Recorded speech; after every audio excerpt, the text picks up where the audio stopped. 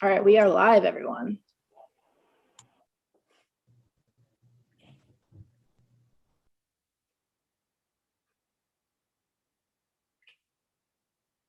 All right, we are good to go.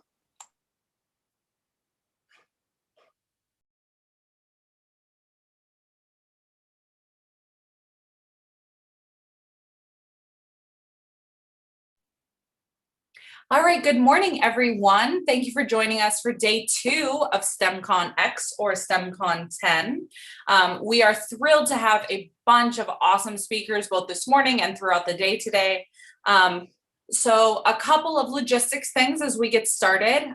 In that document where you access the live stream link, please note that there is a code for a Mentimeter. So if students or teachers, you want to live chat or ask questions during the event, you need to use that Mentimeter in order to access it, because that will give us, that's how we're accessing your questions. So you won't be able to type directly into the chat, but you will be able to use that Mentimeter to plug in your questions. So we are going to get rolling first thing this morning, and one of our students, Caden Lipsky, is going to introduce our first speakers. Take it away, Caden. Hi, so starting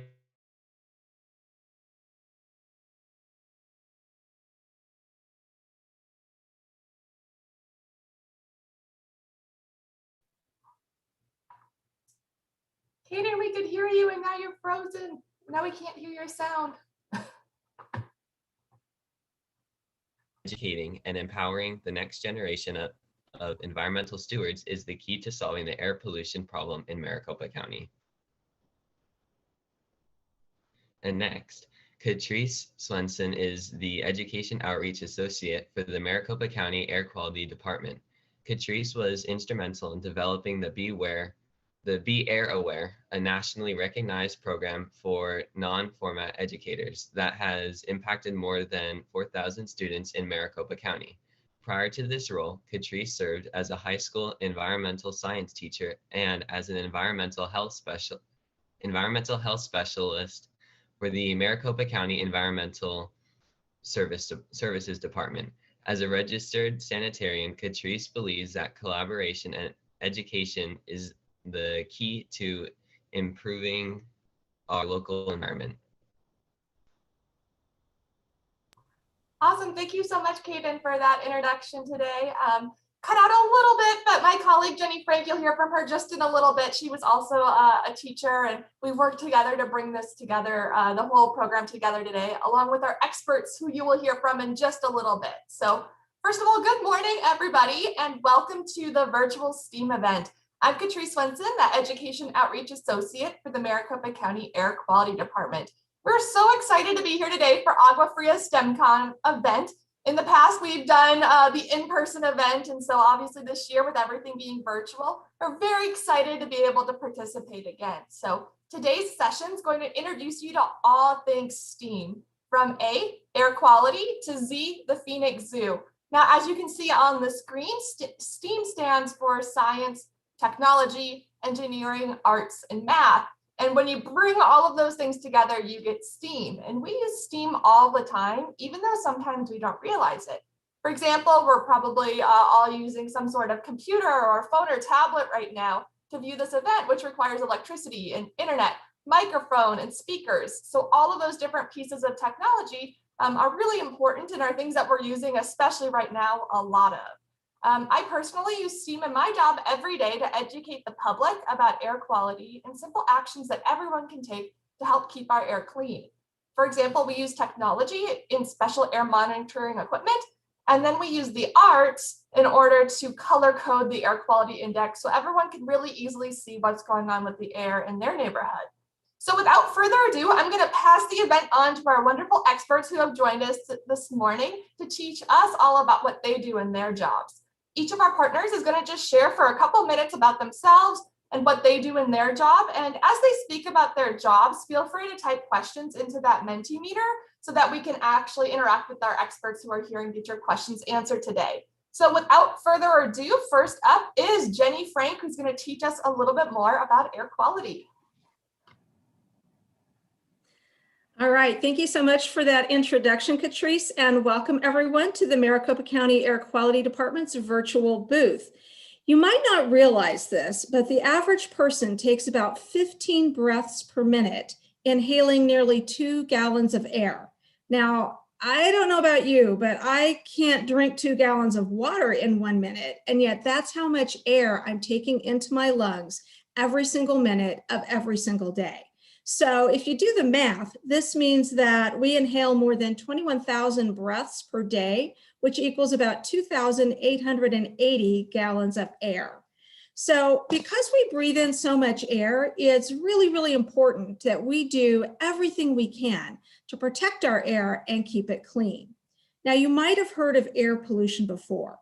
The EPA defines an air pollutant as any substance in the air that can cause harm to human health or the environment, which includes both plants and animals. So if you think about what are some of the air pollution sources in Maricopa County, well, they include car exhaust, activities that produce dust, such as construction, which we have a lot of. We're a very fast growing county. Off-road vehicles can also kick up some dust, along with things like leaf blowing during landscaping. We permit businesses and regulate businesses that put pollution into the air or emit a pollutant. So those are things like gas stations and dry cleaners, large corporations like Intel or Honeywell. So a wide variety of businesses can produce air pollution. And then also a big problem for us in the winter months is smoke from wood burning fireplaces or fire pits outside. And we know that during the holidays, people really like to have a fire going. So that can be a big problem for us in the winter. Now, we can't always see air pollution. Some pollutants are invisible, but I will show you an example of a day when air pollution levels were so high, you can really see how bad the air quality is. So these pictures were taken on New Year's Day, 2016, as Phoenix was waking up to a very chilly morning. And let's see what happens as the morning progresses. So here you can see there's a blanket of smog that keeps getting kind of worse and worse as the morning goes on. The buildings are getting harder to see, the visibility decreases, along with the mountains that are getting harder to see. Now, some people say this actually looks like fog, and it kind of does look like fog, but it's not clouds or fog. It is pollution, mostly from smoke. Remember, this was New Year's Day. So again, a lot of people were burning wood in their fireplaces or fire pits, as well as lighting off fireworks on the ground. And so all of that created that blanket of air pollution you see there. And it was all trapped near the ground because of the weather conditions. So it was trapped near the ground. It couldn't disperse up higher in the atmosphere. And down near the ground, of course, is where everyone's breathing it in. So think about maybe some alternatives to what you might want to do rather than burning wood in your fireplace around the holidays. There are alternatives such as propane fire pits, which don't emit that smoke, which is a much cleaner burning alternative. A lot of newer homes have gas log sets in their fireplaces so that you don't have to burn wood to have a nice festive fire. So a lot of different things that you can do to help reduce air pollution, especially around the holidays. And it's so important because on a day like what you see in the picture there, our friends with asthma are going to have a really hard time breathing. And we know that hospital admissions increase, emergency room admissions increase a couple of days after a day like that. And it's people going in with respiratory problems, having difficulty breathing 2 or 3 days after we have a high pollution event like the one you saw pictured on the screen. So later in the event, you're going to receive a link to virtual exhibits from all of our participating organizations. And while you're independently exploring, make sure to click on the objects because they will take you to more information about a topic. So for example, on our booth, you might notice there's a leaf blower, a plant, a pair of lungs. If you click on the lungs, that will take you to more information about the effects of air pollution on your health. And I see that. Thank you, Catrice, for clicking on that. So you can actually learn a lot more about different topics. We also have a really cool escape room. It's brand new. That's kind of fun to play. So you can click on that link and go to our escape room. So a lot of different links and different things that you can explore, not just on our booth, but on all of the different virtual exhibits you'll find in the presentation. So also thank you for visiting our booth and learning about different actions that you can take to help protect our air. Awesome. Thank you so much, Jenny, for sharing all of that. And yes, on all of the booths you're going to see today, you're going to have access to this through a link that is shared with you. And so you're going to be able to click on all of the organizations you're seeing today. And we also have some extra organizations that you'll be able to explore who maybe don't have an expert on the call today. So we're going to go ahead and move on to our next expert. I have Ellen Spielman from Maricopa County Flood Control. It looks like she's not on quite yet. So I'm actually wondering, Phoenix Herpetological Society, if Caitlin, are you guys ready to go ahead and present? Yes, we are. Let me just get my reptile friend ready to join us. Oh, we have a special guest with us. How exciting. Oh, yes, we do. Let me get our video on. There we go. All righty. Can you guys see us okay? We can. There we go. All righty. Awesome. Good. So, oh, go ahead. And yeah, you can introduce yourself and also introduce your friend and talk about what you do with your job. That would be awesome. Perfect, will do. So good morning, everybody. My name's Olivia, and I have Zena the Chuckwalla here with me today. She's one of our education animals that we'll take to schools and do other programs with, or usually do science nights with when we're all hanging out in person. But we're happy to be here virtually, and we come from the Phoenix Herpetological Sanctuary. So we are a reptile sanctuary that focuses on being a home for pets people can have that they can't take care of anymore or don't want anymore. That's why they'll come stay at our sanctuary. We are also functioning as an extra holding facility for Arizona Game and Fish when people have illegal animals as pets. So we do have a lot of venomous snakes that live here, crocodiles, alligators, and things like that. So I know I only have 5 minutes. I don't think I'll be able to show any of the alligators, but I have a couple of other big snakes in here I'll see. But again, with Zena, let me see if I can get my phone set up properly. Here we go. There we go. So we do talk about how these are a native and protected species in Arizona.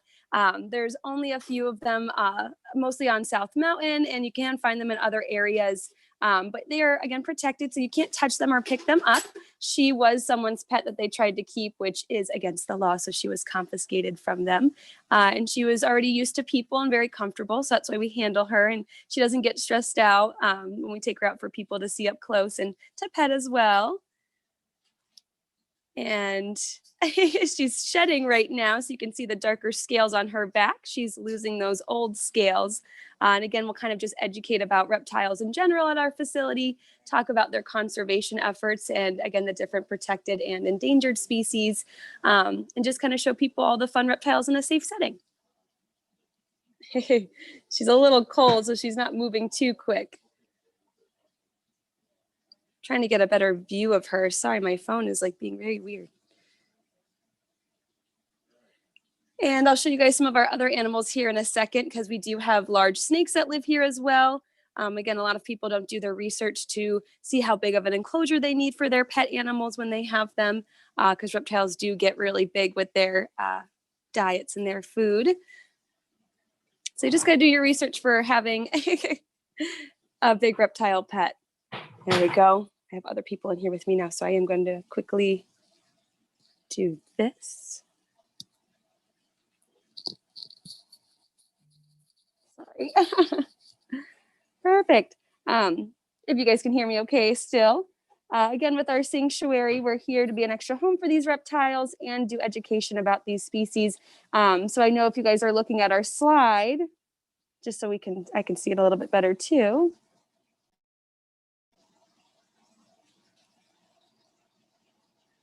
Perfect. So we do have a lot of information about our camps, our tours, field trips, and things like that. You can watch a very nice video of Caitlin and I talking about our native desert animals. We do talk about a tortoise in there as well. And just kind of get everyone exposed to all these different resources to getting to know our reptiles in the desert. That's wonderful. You guys have such an important job in protecting all sorts of animals and really awesome, fun activities on your slide. I love the video that they've done. So again, when you have a chance to Yes. independently explore later, I definitely recommend you check out their slide and all the cool things that they're doing at the Phoenix Herpetological Sanctuary. So thank you so much for being here with us. Yes, of course. Thank you for having us. Awesome. And again, a reminder that if you do have questions for our experts, to type those into the Mentimeter, and then our hosts that are with us today can make sure that we get a chance to ask our experts those questions towards the end. So thank you again for being here. Of Next course. up, we have Arizona Game and Fish and Eric Proctor here to talk a little bit about what he does.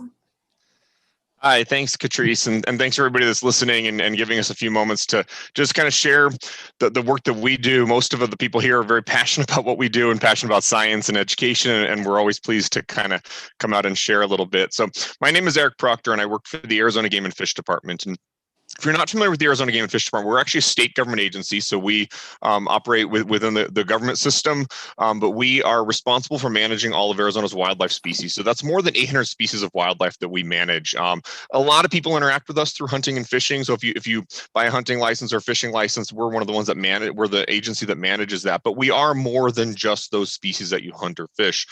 We are responsible for all of those species. So our mission is to kind of make sure that all those populations, those animals, are still going to be they're around for today and into the future, so that so that we can enjoy them in the future. And we certainly work with partner organizations. We couldn't do what we do without organizations like Phoenix Herpetological, the Phoenix Zoo, and things like that. So we have an interesting challenge of trying to figure out how to help many of these populations, and that has each population sort of has different challenges. If you're talking about like an endangered species like a black-footed ferret, for example, we have to use an organization like the Phoenix Zoo that's going to help us with perhaps a captive breeding program and trying to learn how to produce more of those animals so that then we can release them back in the wild and try to get those populations up. Another challenge that we have is working with things like habitat fragmentation and highways that might cross through a habitat. And we have a lot of animals like elk and deer that can get hit by cars, and that can be a threat to wildlife, also a threat to the people. I mean, if you get hit by an 800-pound bull elk when you're going at 60 or 70 miles an hour, that's not only going to cause damage to your car, but it could put the animal's life at risk as well as your own life. So we have those challenges as well. So we have to try to figure out how do we get animals across highways and keep their habitat on the different sides of the highway connected to each other. So building bridges or underpasses or other unique sort of crossing structures and ways to kind of to work through that as well. And then just trying to figure out what's best for many of these things. Me personally, I'm in education, so I work with, I get the fun job of going out with our biologists a lot and seeing what they do in the field, but then also trying to find ways to bring those cool things, those untold stories, because a lot of Game and Fish, we kind of operate behind the scenes. A lot of people don't know what we do, or you probably cross some of these bridges when you're driving around, and you don't even realize that they were built specifically for elk or for turtles or whatever it might be. And so trying to tell those stories of the work that we do. What I like about an agency like the Arizona Game and Fish Department, though, is that yes, we are a biological agency and we have a lot of science. We have a number of researchers that we employ. In fact, we're one of the few state wildlife agencies that still employs its own research branch. So we do our own biological research when we need to. It works out very well that we can, if we have a problem we need to solve, we can put our researchers on it. We can try to do that. A lot of the other state wildlife agencies around the country, they have to rely on universities to do their research. And we still work with universities, but we have that flexibility where we can go do that. But beyond the biology, I like to tell people that no matter what you like to do, if you like wildlife, there is a way to merge those two together. We have we have published our own magazine, we have our own TV show, we have aircraft pilots, we have construction crews, we have drone pilots now. We're a law enforcement agency, we're a public safety agency, so our wildlife managers are certified peace officers that go through the police academy. We have accountants, we have lawyers, we have educators like myself. So we're one of those agencies where no matter what you like to do, you can often merge that with an interest in wildlife. So I just want to thank everybody for attending and just giving us a few moments. You can see my slide up on the screen. I encourage you to check it out a little bit. We have some information on there about our desert tortoise adoption program. The Phoenix Herp talked a lot about how animals have to get confiscated sometimes. One of the challenges we face with tortoises is people like to take them from the wild, and the problem is once that they've been in captivity, they can never be released back in the wild. We haven't figured out a way to put them back in the wild successfully, and so when we remove something from the wild, they can't go back. So we do run a tortoise adoption program that you can learn about, and you can learn about some of our other activities and things on our page. So thanks for coming out. Awesome. Thank you so much, Eric. Really important message there. Again, another really important organization. And something that he highlighted that I would like to just point out too is that he was talking about how he works so closely with some of these other organizations. And as we're talking today, I think you'll definitely see that there's an overlap of a lot of our organizations, and we have very similar missions of wanting to help improve the environment so that we can improve wildlife. And so you'll probably see some common trends, and that's good to see that what we're doing is really working together, and especially with STEAM, we kind of bring everything together towards a common mission. So it's really great. Awesome. So next up, we have Rachel to talk a little bit about stormwater. Hi, can you hear me okay? We can. Okay, great. Awesome. So yeah, as Catrice said, my name is Rachel and I work with Maricopa County in our Environmental Services Department, and I am the outreach coordinator for our stormwater program. So my focus is education, and I do a lot of programs with elementary school and middle schoolers. And we just focus on educating the public about stormwater and where it goes once it rains, because a lot of people don't know. In Maricopa County and a lot of other places, we have two separate sewer systems. We have our sanitary sewer, which is where water from your homes, other buildings, toilets, dishwashers, washing machines, all of that water goes to our sanitary sewer, where it goes to a water treatment plant to get cleaned up. But our stormwater, when it rains, it goes into a storm drain, which I'm sure all of you have seen on the side of the road.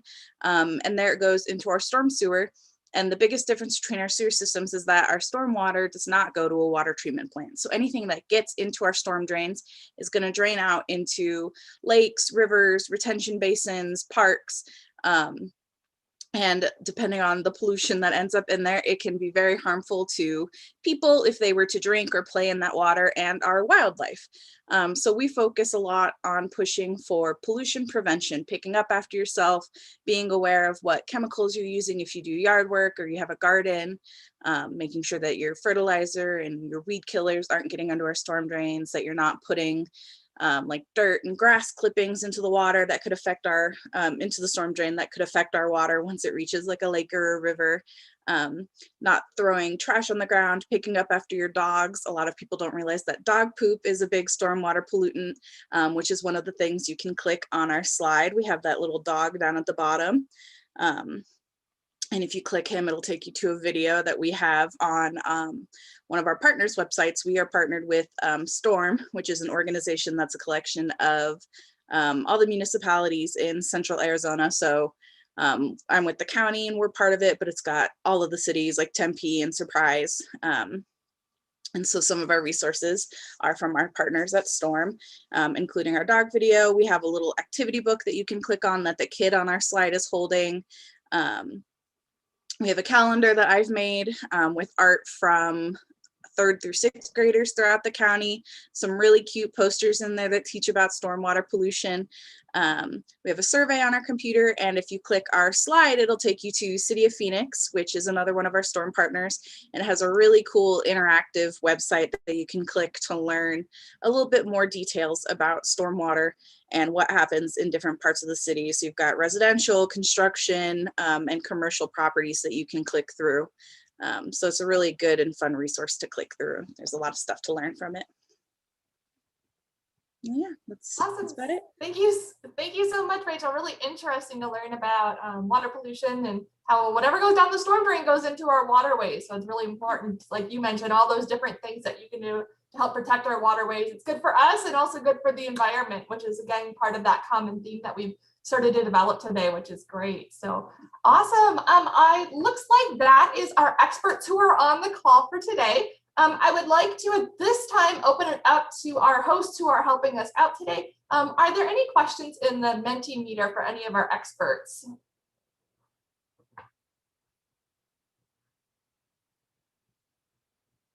Nothing currently. Some appreciation for the incredible animals that we saw and all of the expertise, but no questions yet. Awesome. Well, then what I'm going to have us do, you should have the link to be able to access these slides. We have our experts who are on today that represent some of our organizations who have put together this great event for us. However, there are other organizations who have also put together a whole collection of all of the great things that they're doing throughout the Phoenix metro area and even Arizona. And so on the link to this STEAM event slide, if you keep clicking through the different organizations, you'll see we have some information on Grand Canyon University. We also have our Southwest Wildlife Conservation Center, some really cool things. If you like learning about the animals, they've also got more information about animals and the work that they do. We've got the Smithsonian Astrophysical Observatory, so some really awesome information about space if you're interested in space. The Maricopa County Superintendent's Office. We've got the Natural History Museum, the Idea Museum, Petroglyph Preserve, Liberty Wildlife, City of Glendale, all sorts of really cool information that you can learn about from all of these different local organizations. So even though you might not be able to go to some of them in person right now, we wanted to bring that experience to you. So you should have that link accessible in the Google Drive where you got the link for this. And we invite students to go ahead and kind of click around on some of the different things and see if you can learn a little bit about STEAM that way. We're also going to stay here on the call until the video call is up at 9:10. And so if you have any questions for our experts, please put them in that Mentimeter and we can do a little bit of a question and answer while people are exploring.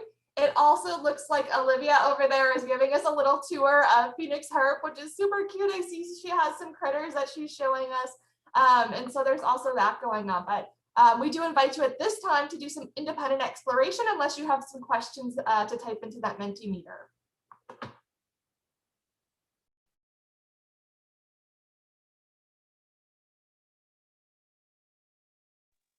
So Catrice, we have a question in there, and I also just wanted to remind all of our students that both access to the Mentimeter and access to the scavenger hunt presentation are on that live event sheet that you use to log on to the live stream. So it's all there, right in there, linked in. So everything should be in one spot.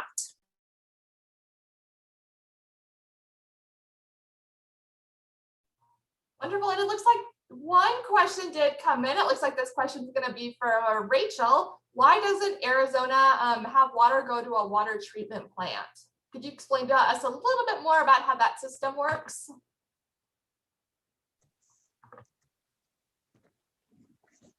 Yeah, so the infrastructure has been around for a really long time, and it originally was not set up to go to a treatment plant. So at this point, a lot of it is money, and it's very expensive to restructure stuff to go to a treatment plant. And also there are a lot of other factors with how it rains in Arizona for why it doesn't go to a treatment plant, because it doesn't rain very often in Arizona, but a lot of the times when we do get rain, we get a lot of water all at once. And a treatment plant would not be able to handle that much water coming in all at one time. So you'll see a lot of times, even when it just rains, the streets tend to get a lot of water sitting in them for a while until it stops raining and they have time to drain out. So imagine all of that water flooding into a treatment plant all at once. It would overwhelm the system and it wouldn't be able to handle all of the water that we get at one time. So yeah, so that's why our stormwater does not go to a water treatment plant. And you can correct me if I'm wrong, Rachel, but I also believe that there's a lot of stormwater structures that have now been built into like neighborhoods and things, like there's retention basins and parks to kind of hold some of that water, and then it can be kind of naturally filtered through the soil and things like that. Yeah, so dirt acts as a natural filter for stormwater. So that's why when it rains, your parks tend to fill up with water. You'll notice that a lot of parks will slope down in your neighborhood. You just have those little grassy spots randomly in your neighborhood, and that is a natural filter for our stormwater. So most storm drains in neighborhoods will drain into little retention basins like that, and then dirt catches whatever pollutions might have gotten into there before it reaches our groundwater. So it helps keep our groundwater a lot cleaner. Super interesting. Thank you so much for sharing and answering that question. Hopefully that answered the question for those of you who asked. Again, you can type more questions in the Mentimeter. Again, right now you can be independently exploring, but if you have questions, we can also answer those in the chat. I'd love to ask a question to Olivia, who's right now showing us a snake, it looks like. Could you explain what you're showing us? There we go. Yes, hi. I was just showing a couple of animals so I can let everyone know which species they were. This is a Barron's racer snake, species found in South America. They're beautiful lime green colors, and he does have a nice little scooped nose there. They resemble almost a vine snake, and they like to live in the trees. So he has a nice little enclosure in here. I know it's really hard to see with the glare. But yeah, I was just showing some of our other lizards, our painted agamas, reticulated pythons. Someone is going to be moving a yellow anaconda here in a second, so I can show that as well. So again, with these animals, we like to educate about the species so people can have them as pets and to give them a long and happy life, especially if some of the reptiles can get pretty big. We want to make sure everyone knows kind of how to handle them and be safe for them and the animal.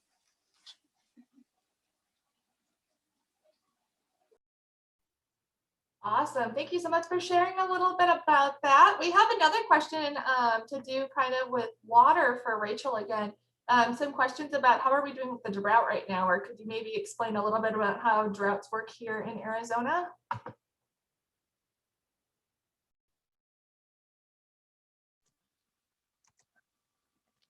That I'm actually not sure of. My knowledge mostly goes with when it's raining, not so much when it's not. I know that when it is drier, it tends to be more air quality because there's going to be a lot more dust in the air because that dirt's not wet, so it's going to float up a lot more. So you guys have to deal a lot more with stuff like that when it's dry. Yeah, absolutely. So I can't answer too much about the drought conditions of the state of Arizona, especially because we only work with Maricopa County. So that would probably be a question that I know Eric works for the state, but it would probably be like the state water department, who we don't have on right now, who could answer a little bit more about that. But Rachel's absolutely correct that when we have drought conditions, that can really impact our air quality. It can cause a lot of dust to go up into the air, and dust is actually a form of air pollution. So Jenny, did you want to talk just a little bit about that? I saw you pop back on, and then I will get to Eric because it looked like he popped back on too.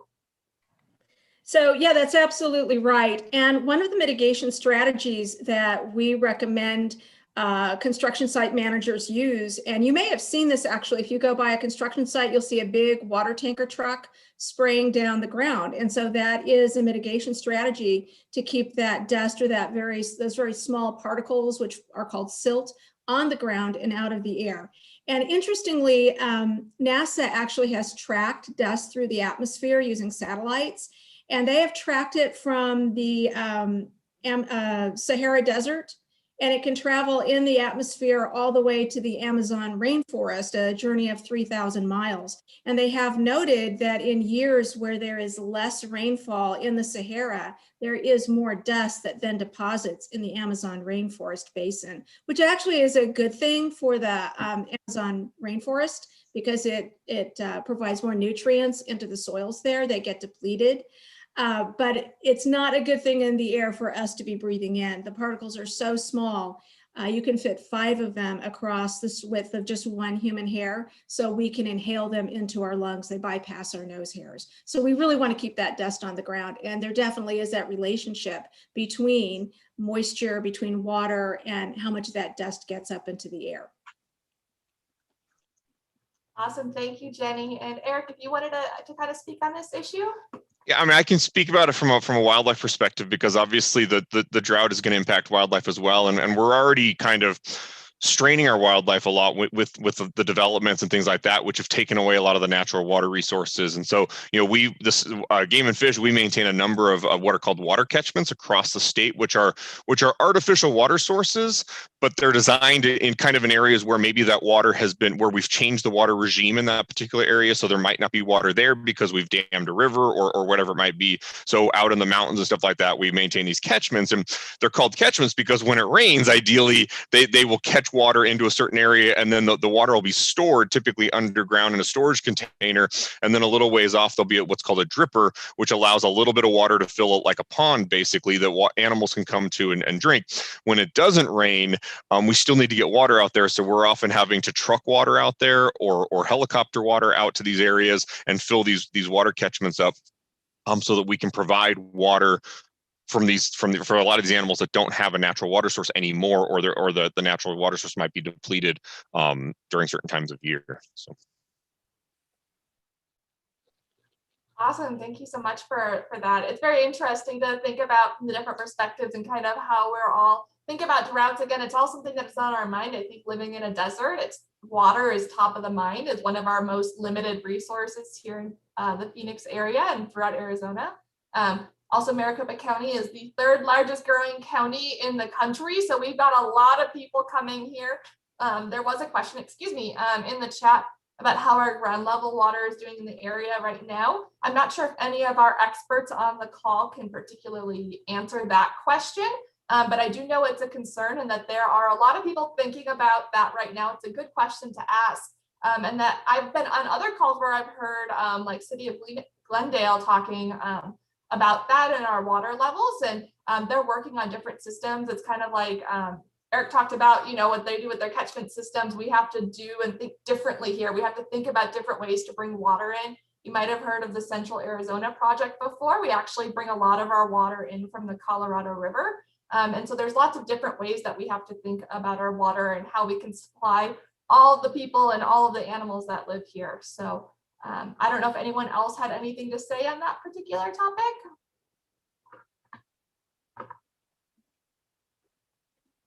I will take that as a no. Everyone stay muted. Awesome. While we have our experts here, again, you can be independently exploring the slides. I'm going to go ahead and just keep asking our experts questions because I think it's really interesting to hear their perspectives while they're here. I'd love to hear, Eric, could you talk a little bit about how you got involved, what your background is, and how you got involved with Arizona Game and Fish?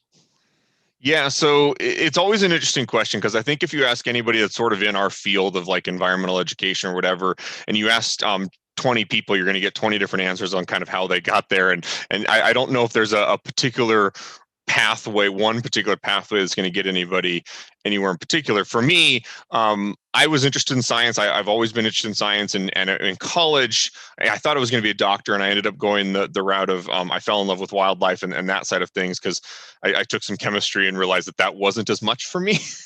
But I love the wildlife side of things. And when I had looked back at what I had done, I had volunteered at the Phoenix Zoo and done some of those things. And I realized, well, that's kind of what I like to do. But when I was getting ready to graduate, I wasn't really sure what I was going to do in that field. So I ended up jumping into a teacher education program, and I became a teacher for a while, and I taught 7th grade science for a long time, for a decent amount of time. And then this opening at the Game and Fish came up. I was actually on the website by accident looking for summer opportunities to see if they had any opportunities for teachers, and I saw a job posting, and more on a whim. I think I had a particularly bad day at the office, and on a whim I just kind of put in, thinking, oh, there's no way I'm going to get this. I'm just going to kind of put in and see what happens. And started through the process, I had to start realizing that might become a reality, and am I ready to leave the classroom? And I really, what I found now is that I really enjoy the adult side of things, working with the teachers, and that's primarily what I do. So I don't go into a lot of classrooms. What I do is work with teachers a lot on helping them understand the wildlife issues so that they can bring them into the classroom. And I found that I really, really enjoy that. But really, it's in a field, at least, especially in the department, Game and Fish side of things, it's really about networking and doing those opportunities that are going to set you aside from the other candidates, because everybody's going to, the grades, all that stuff is going to be in there. So it's those other experiences, especially when you're dealing with animals, is do you have that experience? Are you coming with that? Are you showing a good work ethic? So being willing to jump in and volunteer with animals, there's going to be a lot of the the bad work that you don't want to do. It's cleaning up after animals or the tech type positions and things like that. And your willingness to do those types of things and that kind of grunt work, and letting your potential supervisors see that is going to bring you an opportunity to then come in and put you probably above some other candidates. So. Really good advice, and I like how you also talked about how you kind of realized you'd volunteered and done a few things, and so you were able to kind of dip your toes into it and see if it was something that you were interested in. I know a lot of organizations in Maricopa County and across Arizona have those opportunities, and that's a really good way to kind of see if that's something that you want to do.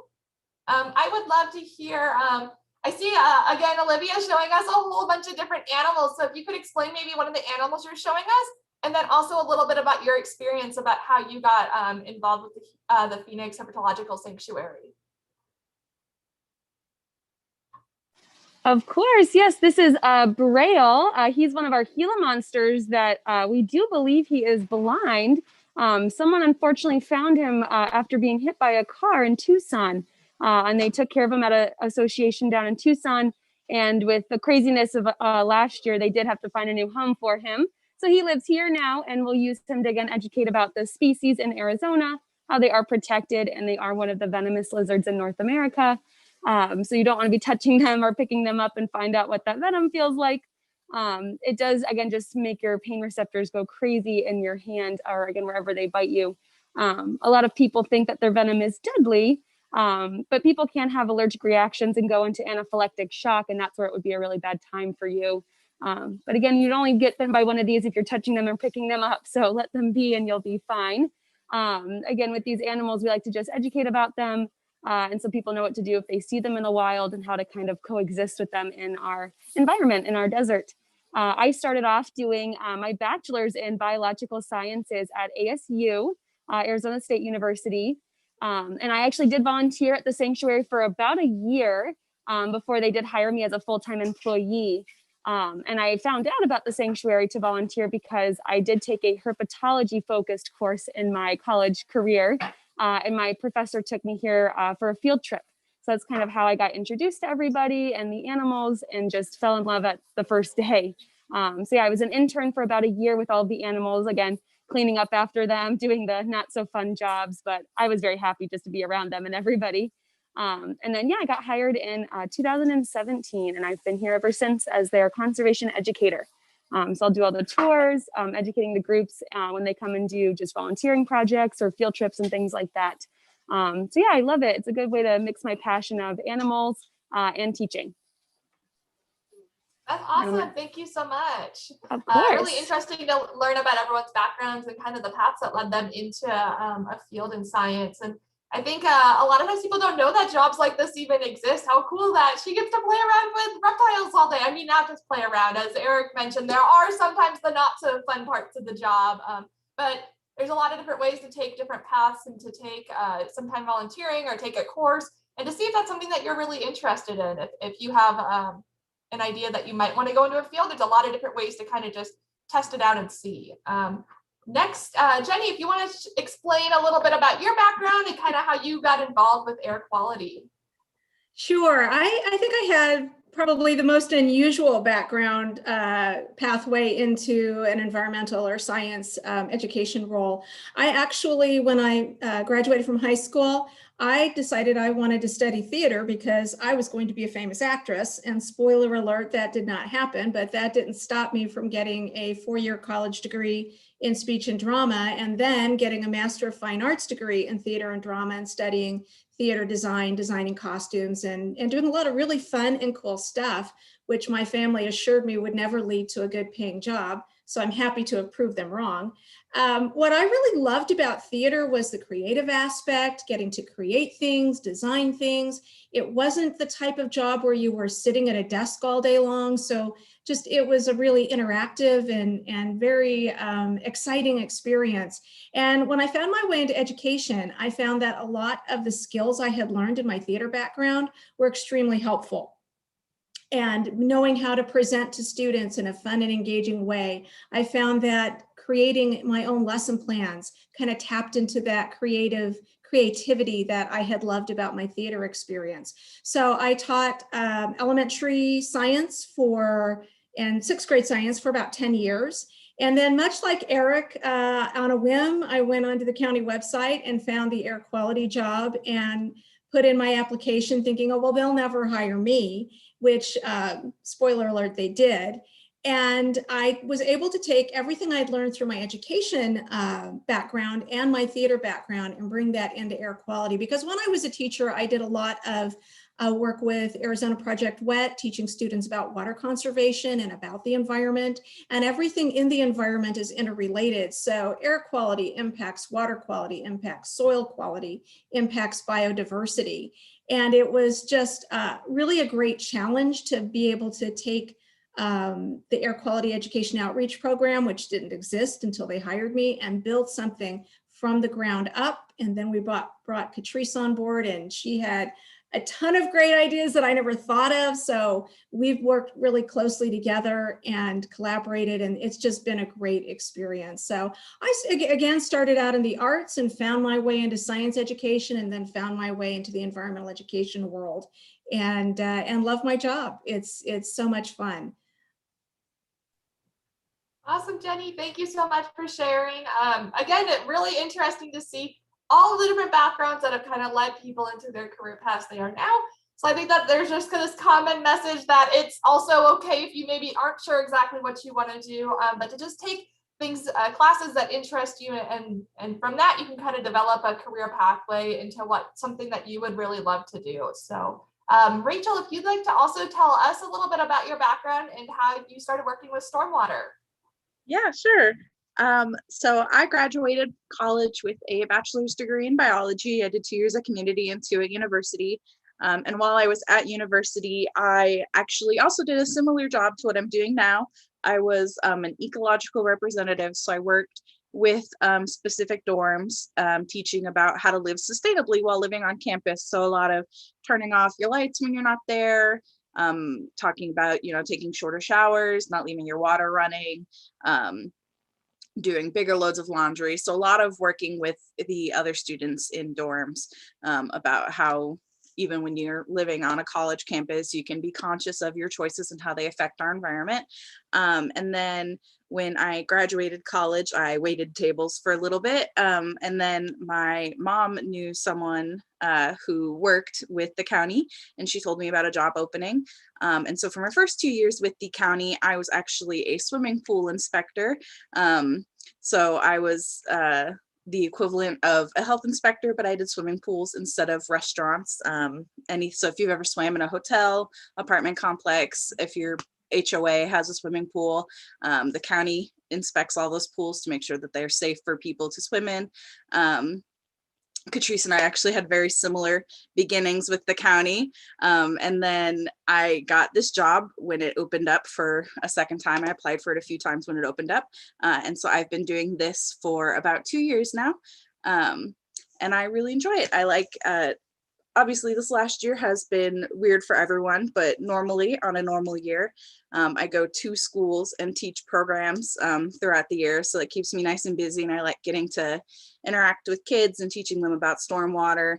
And I have a lot of fun activities that I do with them. So it's a really fun job, and I really enjoy doing it. So yeah.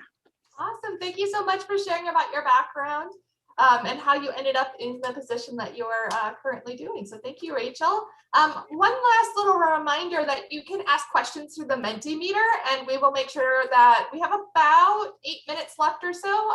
So if you have any questions, now would be a great time to get those in.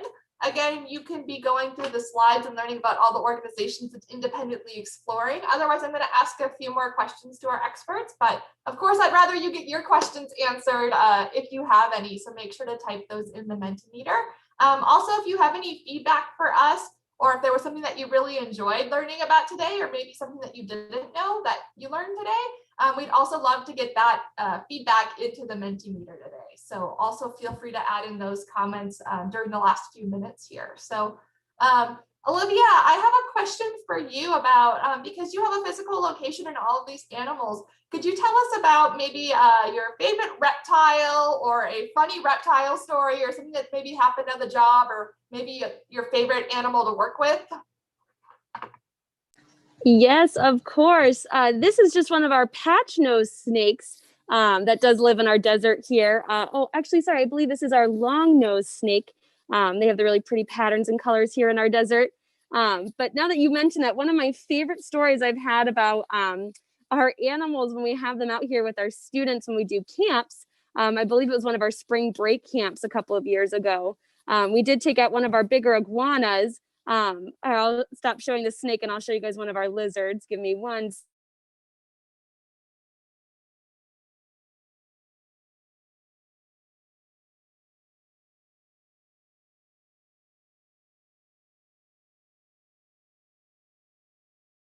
The one I was going to show you guys is hiding in a corner. So here's one of our bigger lizards. But we'll take out these larger animals. We have one of our bigger iguanas that we'll take out for our students. And one spring break camp, we were letting all of our students hold this iguana named Tippy. She's one of our 3-legged iguanas that needed to find a home from a different zoo. And she climbed up to one of my campers' heads and was just sitting on top of his head, kind of looking out, using him like a tall tree. And then she pooped down his whole back and just made it very messy and gross. And he was, the child was a great sport and just wanted to keep her on him, but wanted to get cleaned up. And it was just so funny for everyone to see. And the iguana was just so comfortable, she used him as a bathroom. So we like to joke that our days don't start until we get Peter pooped on by something here, and then it'll be good luck for you. This is one of our Savannah monitors right here. We love it.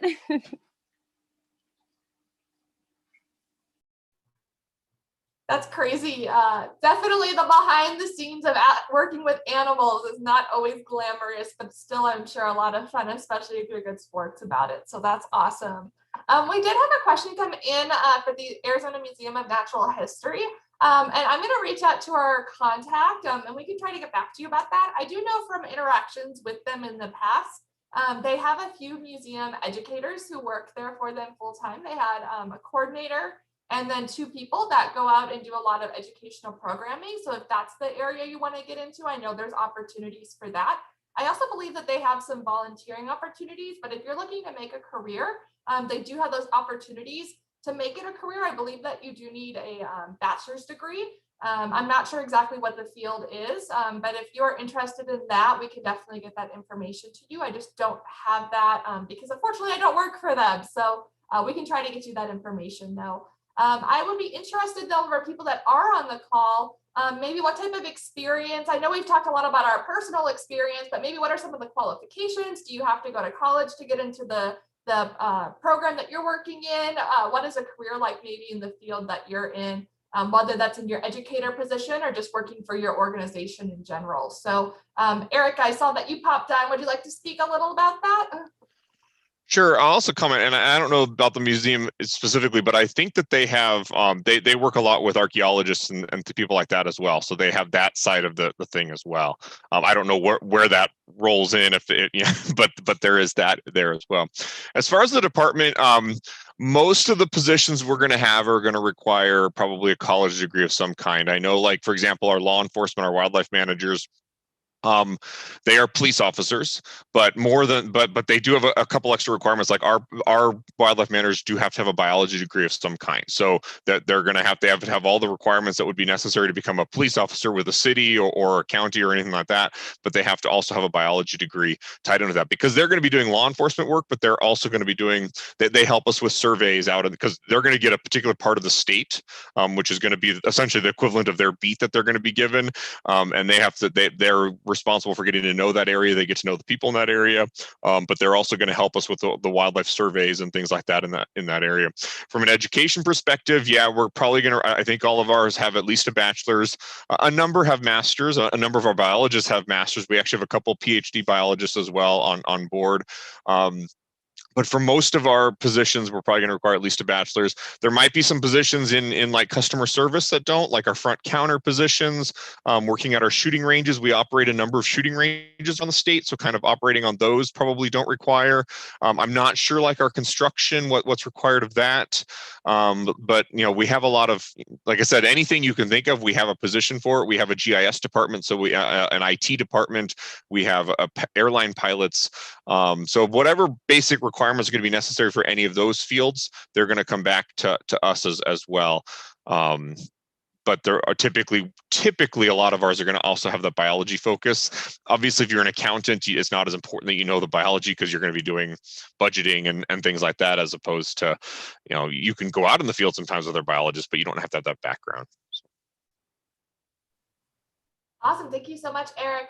We have just about a minute left, and one more thing came into the chat. This will be for you, Rachel. Someone said they really love how to live sustainability in a dorm room. They'd be interested in more in that. Could you just share maybe a couple things while other people are at home or in a dorm room? Maybe a few quick little tips that people could do to live more sustainably? Yeah, one of the easiest tips I always gave was to wash bigger loads of laundry instead of doing like 5 small loads. You do 2 or 3 big loads. And I personally still wash my clothes in cold water instead of hot, because then you don't have to spend the electricity to heat up that water. It's just cold. It gets just as clean. Hanging your clothes instead of putting them in the dryer, it saves all that energy from running your dryer, and it helps your clothes last longer. One of my favorite activities I would do different activities every month with my dorm, was I collected old shampoo bottles and then we cut them apart. We like cut them open and left like a hook so you could hang them on your shower and put your phone in it, and you would make a shower playlist to help you keep your shower at a certain time limit. So setting a playlist that'll only last you like 8 minutes, and then when your playlist is up, you're done, you get out of the shower so that you don't get stuck in there for 30 minutes lost in your thoughts as you stare at the wall and just enjoy the hot water. You've got your 8 minutes and then you're done, so that you're conserving water and energy. So those are some of my favorite tips from that job. Awesome. Thank you so much, Rachel. We are at 9:10, which was the end of our session for today.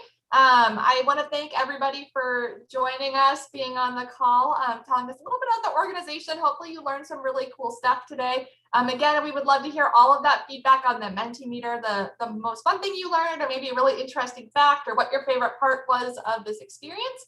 Also, that link to the Google Slides will stay live. And so feel free after this event to go back, visit the slides. If you didn't have enough time today, you'll be able to go back and do that. So thank you all so much. Again, thank you, our experts. And if you want more information, you can reach out to Jenny or myself. Our emails are jenny.frank@maricopa.gov. And my email is catrice.swenson@maricopa.gov. So